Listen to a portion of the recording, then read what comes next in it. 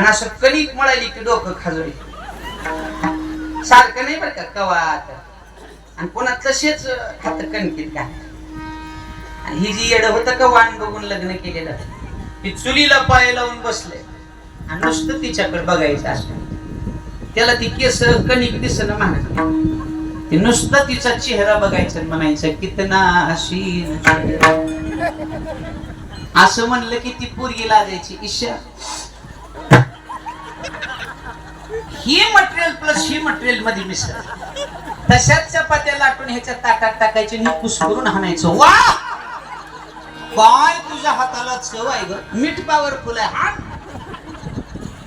चला जाऊ द्या. यमुना नदीनं वाट दिली, गोकुळामध्ये आणून देवाला ठेवलं. माया घेऊन परत आले. माया आकांत करू लागली.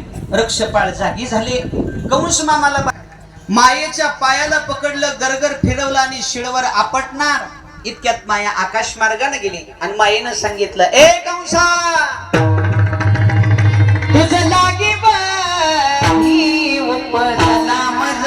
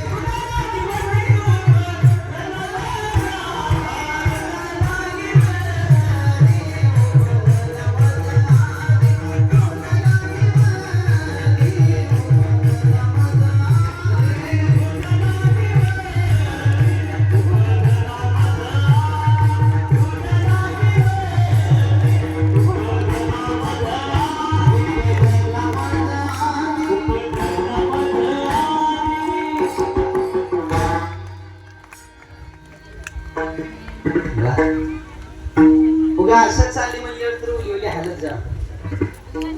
लोक हालत नाही, झुलत नाही, डुलत नाही, नुसतं महाराज हाय का गेले. माणसानं हाय तर हलावं, झुलावं, डुलावं. गेल्यावर बसायचं, गेल्यावर का हलतंय का झुलतंय. आणि जर हललं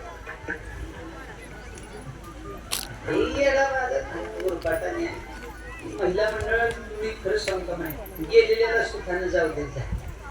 घरातल्या सासूला सासऱ्याला म्हाताऱ्या माणसाला काय मला चहा देऊ दादा पाणी देऊ उठा उठा मी तुम्हाला तिकडे बसू म्हणीचा हाय तर म्हणत नाही गेल्यावर दादा होय कोण आले बघा एक दादा लटीका व्यवहार सर्व हा संसार गेलेल्याच्या पुढे बसले ते खरं सांगतो म्हणीच नाही तुम्ही म्हणलं ते उठल्यावर कसं उगा कल्पना आणि हळूच म्हणलं काय